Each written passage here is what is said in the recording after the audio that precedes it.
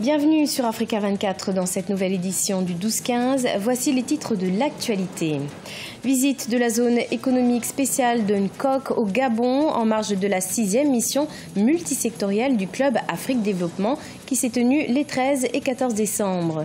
Située à 35 km de Libreville, cette zone industrielle est le fruit d'un partenariat public-privé entre la société Olam International et la République gabonaise. Réduction de 45% des tarifs sur tous les services du nouveau port de Dolaré à Djibouti. Le gouvernement djiboutien entend en effet maximiser la rentabilité de ce port d'une capacité d'accueil de 100 000 navires par an. Et puis au Cameroun, poursuite du forum économique de la diaspora à Yaoundé.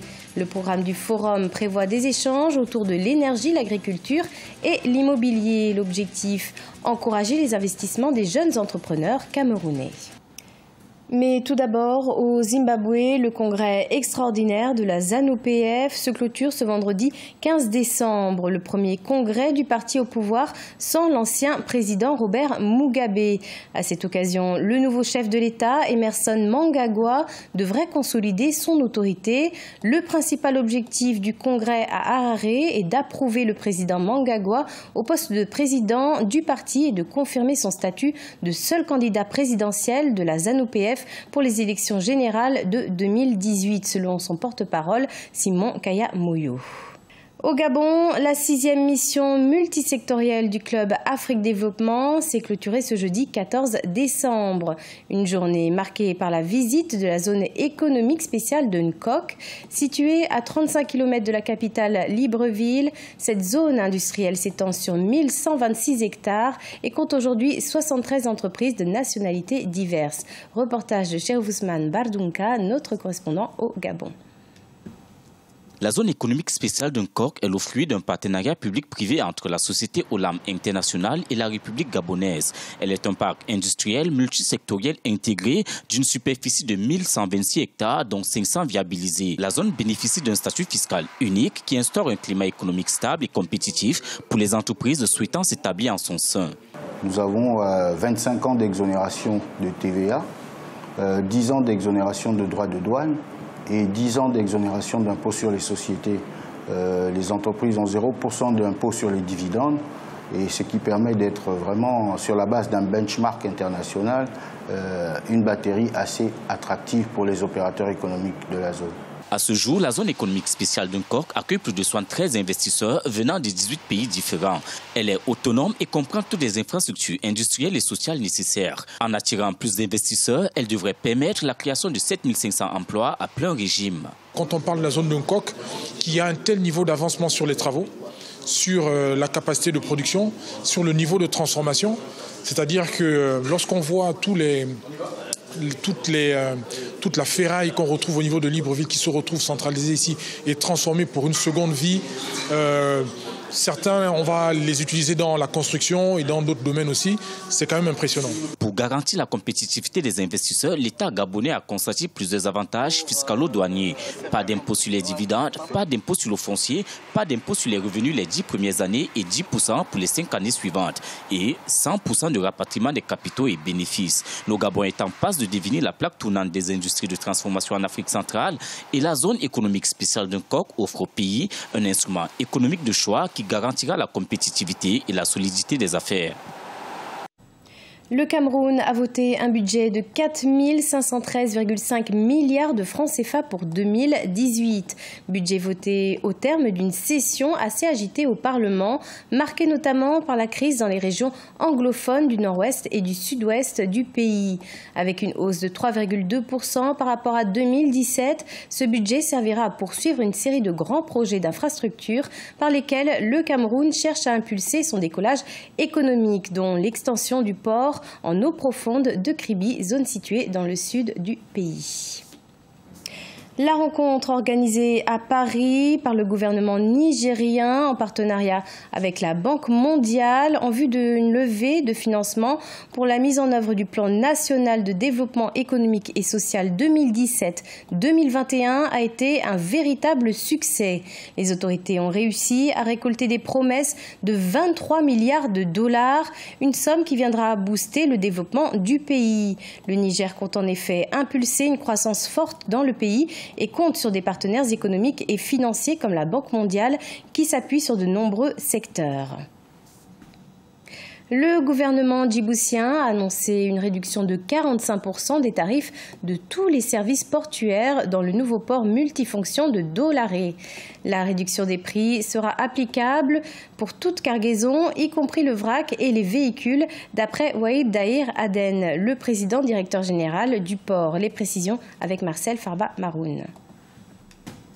Le gouvernement djiboutien a annoncé la réduction de 45% des tarifs de tous les services portuaires au niveau du nouveau port multifonction de Doralé, érigé sur 690 km² pour un coût de 590 millions de dollars et inauguré en mai 2017. Le port de Doralé pourra grandement tirer profit de cette réduction et contribuer à l'un des objectifs de Djibouti, à savoir devenir un véritable hub commercial, régional et international. Nous avons déjà un port qui est complètement créé, qui est vraiment actif, qui également reçoit autant de navires commerciaux. Donc je pense qu'aujourd'hui, cette réduction-là, c'est également quelque part pour Djibouti de mettre en avant son leadership au niveau de la logistique. Il est vrai que c'est extrêmement beaucoup, mais je ne pense pas que cela se fera dans la durée, mais dans un premier temps pour propulser justement ce leadership régional pour Djibouti en tant que nœud logistique est une très bonne chose. D'après les autorités, la réduction des tarifs sur tous les services portuaires de Doralé inclut toute cargaison, y compris le vrac et les véhicules. Le port de Doralé dispose d'une capacité d'accueil de 100 000 navires et peut traiter jusqu'à 8,2 millions de tonnes de marchandises non conteneurisées par an. Dans les cas d'investissement d'infrastructure, ça nous permet d'avoir en tout cas une manne d'argent et en même temps ça nous permet de répondre à la question de l'employabilité parce qu'il ne faut pas oublier que Djibouti doit également répondre à des questions sociales et notamment sur la question de l'emploi. Outre le port de Doralé, on compte 4 nouveaux ports, une usine de gaz naturel liquéfié, un terminal pétrolier, 2 nouveaux aéroports et une ligne de chemin de fer Addis Abeba-Djibouti de 752 km. Djibouti se présente par ailleurs comme l'un des principaux débouchés maritimes des pays d'Afrique orientale en gérant environ 95% des importations de son voisin éthiopien. Yaoundé abrite le forum économique de la diaspora jusqu'au 16 décembre 2017.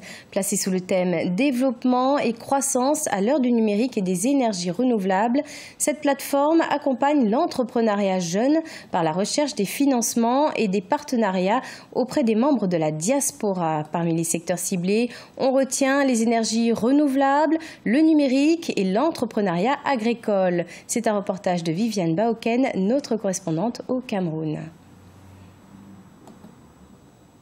Depuis près d'une dizaine d'années, le jeune Dayan, au travers de sa coopérative, s'est lancé dans la transformation des produits agricoles, notamment les tubercules. Le manioc, la patate, le maïs, le macabo, le melon, l'igname sont entre autres tubercules que cet entrepreneur transforme en farine. Son défi est la valorisation des produits locaux tout en limitant l'importation du blé étranger. Nous transformons ces produits pour freiner l'importation du blé au Cameroun, plus généralement en Afrique. Donc déjà, si nous commençons déjà à consommer bio et camerounais, voilà, on pourra réduire les risques causés par le blé au Cameroun et ces maladies que cause le blé. À l'instar de Dayan, plusieurs entrepreneurs dans le domaine agricole, des énergies renouvelables et du numérique sont présents à ce forum économique jeune afin de saisir les opportunités liées à la recherche des partenariats et des financements par le biais de la diaspora. La réelle synergie entre les jeunes vivant au Cameroun et nous de la diaspora, comment ensemble on peut vraiment la main dans la main pour faire quelque chose d'assez grand, d'assez puissant. Si 10 jeunes par exemple prennent des crédits de 50 000 €, on se trouve avec 500 000 €, ça nous permet de réaliser et d'investir. Mais pour cela, il faudrait qu'on ait une plateforme de confiance. La diaspora africaine a envoyé près de 32,5 milliards d'euros de fonds vers l'Afrique en 2016 selon la Banque mondiale. Pour les spécialistes, ce montant représente 10 fois l'aide internationale au développement. L'ambition de cet espace d'échange jeune est d'encourager la distribution de ces investissements vers l'entrepreneuriat jeune. C'était le journal de la rédaction. Merci de l'avoir suivi. Retrouvez dans un instant une nouvelle édition de l'information sur Africa 24.